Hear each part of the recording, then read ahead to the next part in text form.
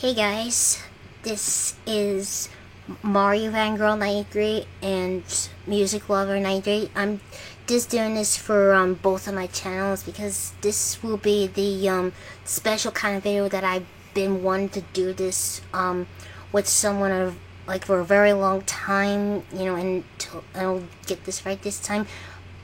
Before I mention about it, you definitely know Michael from the bowling video. Hi everyone. So yeah, this is why I have Michael in this video, is because we were actually going to be talking about autism. Now, if you haven't seen my solo autism video from last year, I am going to put in a link in the description below. Since we finished watching this particular video from Katie Morton, who is a famous therapist YouTuber, if you haven't seen about the information about autism, especially since about this kind of autism, I'm going to put in a link in the description below. There are different types of autism. There's high functioning, low functioning, nonverbal, and whatnot. As you can tell from myself and Michael, we were high functioning. Or I think, with and there was I think it goes for like the same categories, like with Asperger's syndrome. Or they're two different cliques? Well, Sam, let me jump in here for a second. Back when I took Intro to Music Therapy in 2014 at SUNY Newport, my advisor told me that Asperger's syndrome actually, you have to actually call it ASD, which stands for Autism Spectrum Disorder. So, I actually found out about it when I was much younger than that. I was actually 13 when I found out about Asperger's syndrome and autism. But I'll definitely talk more about that life in a little while. And Sam, if you wanted to say more about what you were discussing about different kinds of autism, go for it. Thank you, Michael. To those of you who probably know what is autism, well, it is a type of disorder that your brain wires differently than most folks, and there's absolutely nothing wrong with that. However, there's some things that I would like to address something when it comes to autism. There are people, and since I'm watching this particular video from Katie Morton, there are the symptoms of people who are on the autism spectrum disorders, especially people who are high functioning like ourselves.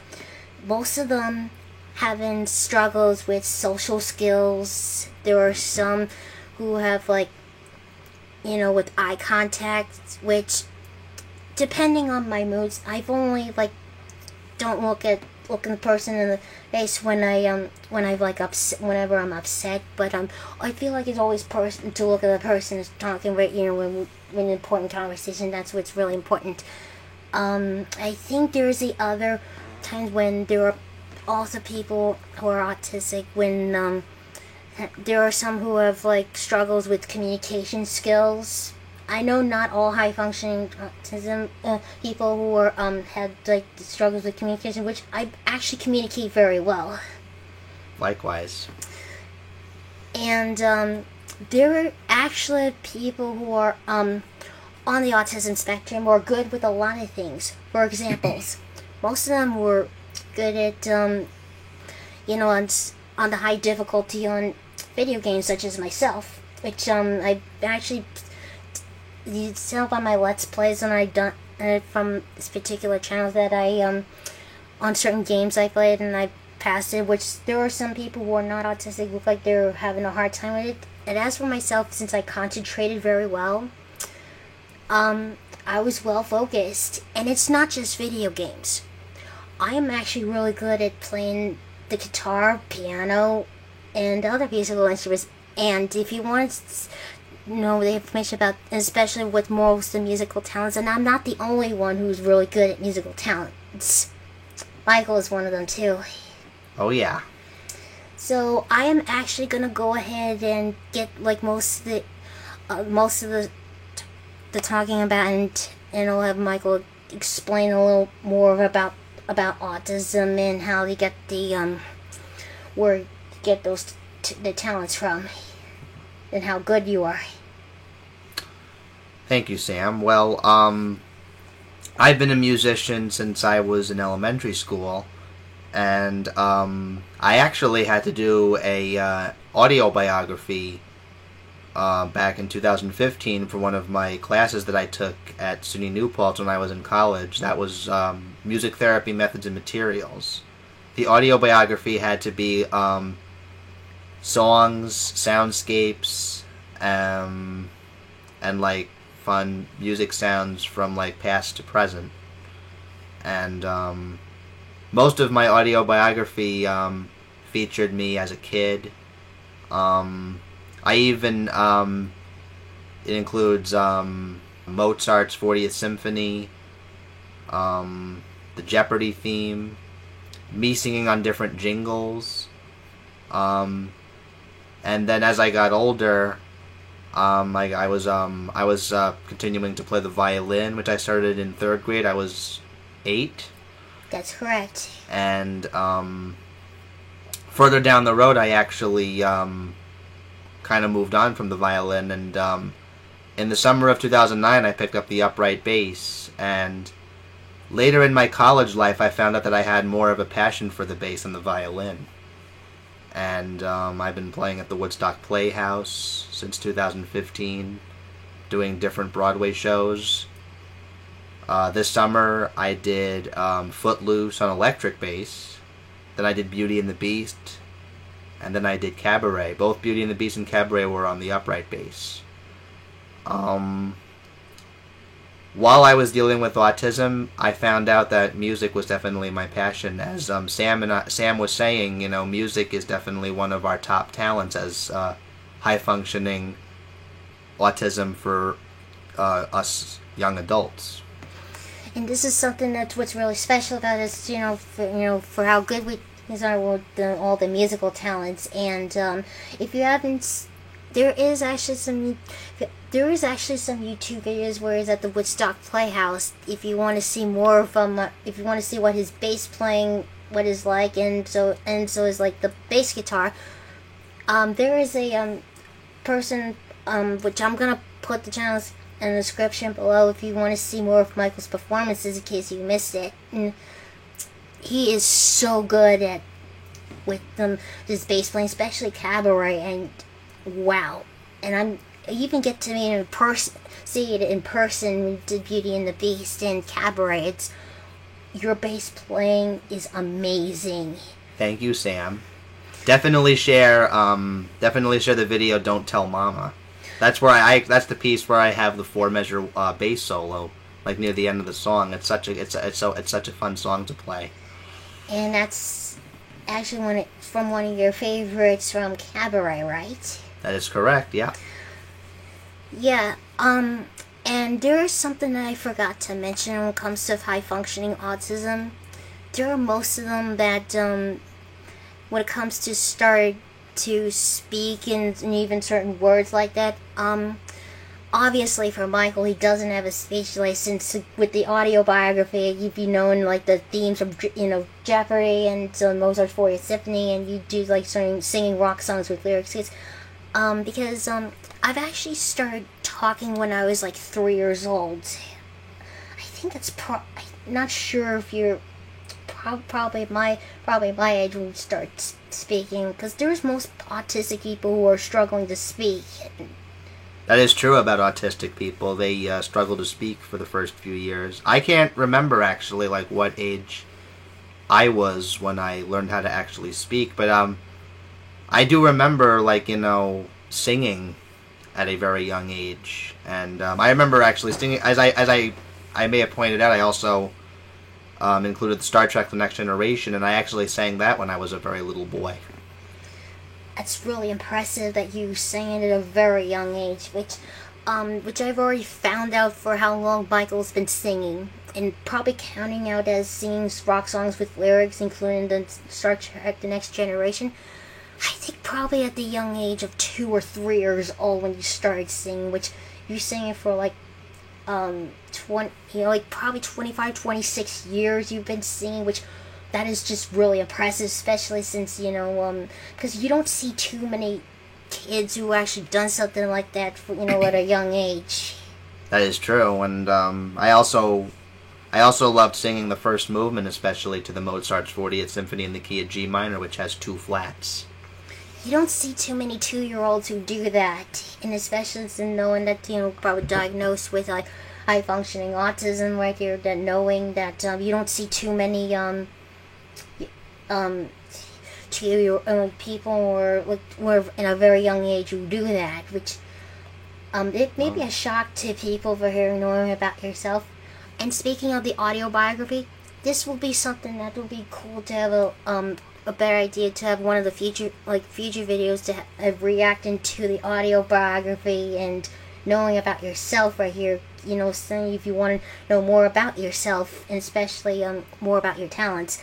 Yeah, this is give like examples of about autism. Yes, and when I really looked at Katie Morton's video about it, what's very true about struggling, there were some who were struggling with motor skills, which, when I was a kid, I'm struggling to cut food, especially when I use a fork and a knife. As a kid, I was struggling to cut food, but until I was older, I'm learning. Probably I was the same way. Probably through my probably before my high school years, or probably middle school. I don't remember exactly, but I think that's where I started cutting my food a lot better. Or even know to tying shoes or anything, with struggles that happens to any autistic child with, when they struggle with a lot of things. There were some that, when there were, of course, some of them were like, with like meltdowns when they're like, when they got the routines disrupted. Could happen to any child like that, and there were some who like, and especially so. I definitely had to say this when it comes to social skills. I have social problems when I was a kid or even a teenager and struggling to make friends, especially the fact that when it comes to people having conversations, I get really anxious, and this is one thing I forgot to mention. There are people who are on the autistic spectrum disorder, especially high functioning. Most of them are getting anxious, and I mentioned about this before in my other autism video that they could relate to like people's mental health, such as anxiety, or even depression. Which I have anxiety, and so do I. It totally sucks having one of them if I was just anxious with stuff, because because it's something that can't be helped. Mm-hmm. I also was struggling to tie my shoes too when I was young, but I actually learned a different way how to tie shoes as I got older. Yep, I realized learning to tie shoes when I was, until I was like much older than the age of 10 right here. So now I just realized it wasn't so hard. But it's part of It's part of learning. And speaking of learning, most people who, especially on the who are autistic, they took special education classes 3 years from probably preschool or kindergarten through the senior year of high school. And I know there were most of them were on that same level of autism as us. Don't have to get to special education in classes, but I feel like we do need to take special education classes, because there are some that's, especially around middle school or high school, that comes to math and other stuff. I feel like most of them is just, there are times I forget, and there are times there's struggling. That's how hard it can be, challenging. That's why I just want to make it easier, and that's why most of them have teacher aids or special education. In case that we have trouble with learning with stuff, especially homework and stuff. That's why most of the times when it comes to doing people's homeworks, I feel like we could need some help. Mm-hmm, and I won't be afraid to ask for help. Yeah, that is pretty much all I was gonna say right there when it comes to autism. Now, just so you know, it's okay to be different, and there's absolutely nothing wrong with that. Agreed. Yes. I mean, people who are, autistic, either if they're high functioning or low functioning, they may be different, but that doesn't mean that they're never going to be loved. They're always going to be loved by the world, and the people, the world and the people, to be exact. Yep, and I just feel like, and just because someone is different than another person, I can feel that way sometimes. Even before I met Sam, I was feeling that way. I felt like a different kind of human being since, I was autistic. I felt like, a lot of girls didn't want to have some fun. It's, sometimes that could actually hurt me a little bit. I'm sorry. That's alright. Well, yeah, this is before I met Michael. I could definitely relate to you when it comes to try to get like relationships, but I wouldn't go into too much detail about that. But there are some who are capable of a lot of things. Oh yeah, before we close the video, there are also autistic people who are perfectly capable of working. There are some who are good at, be capable of driving. That I know you can, but I would love to learn how to drive. But I don't have a lot of money, so but I'll try my best to learn how to drive. But I know it's a lot of rules to know about by the book. But yeah, that's actually one of them that a lot of people are perfectly capable of, and especially that they can.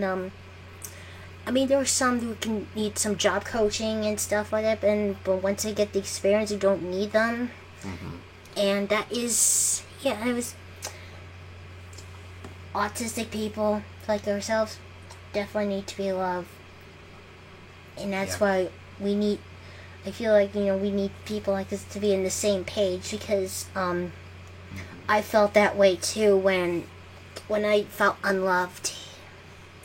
Well, I've had a driver's license since 2011, so that's 11 years ago already.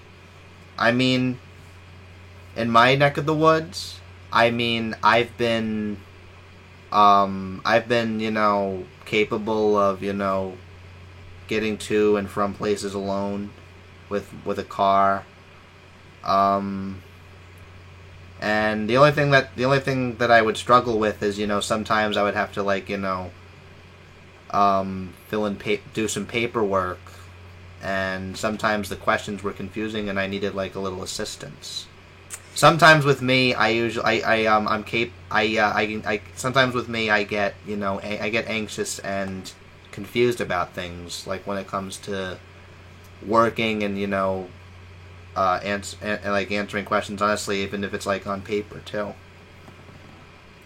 But I've been working hard since 2014. I'm currently working delivering pizza. I've been doing that for 8 years. I am a music instructor and a virtual games instructor. I also teach piano to adults. Hopefully I'll be teaching more people how to play piano in the future. And I work as a pit orchestra member at the Woodstock Playhouse, as I may have mentioned earlier in this video. That's correct. That I play upright bass and electric bass on different Broadway shows. So, and as Sam said, autistic people are always going to feel loved. And the moral of the story is, when you're near somebody with autism, always give them your full attention, because it's very important that they get the respect that they're always looking for, because autism is a very big part of people's life. Absolutely. And that's why I just feel like something to feel good about themselves, because people just don't want to get their self-esteem destroyed when because you need to feel just make people feel good about ourselves, and then and because this is coming from me, that I hate to see people getting bullied from being talked to that way, and that's why I want to making sure that treat someone, especially when they're autistic, with much love and respect. And that's you betcha. I also actually, and before we go, I also want to say I always said to myself, bullying is never okay. It just hurts people, and if somebody on the autism spectrum is bullied, I'd be like, you better be careful. You're absolutely right about that. That's why bullying is never acceptable, especially they need lots of love. Yeah, absolutely correct. And that's why I'm so lucky to have you. You're a good person. Yes. I love you, Michael. Love you too, Sam.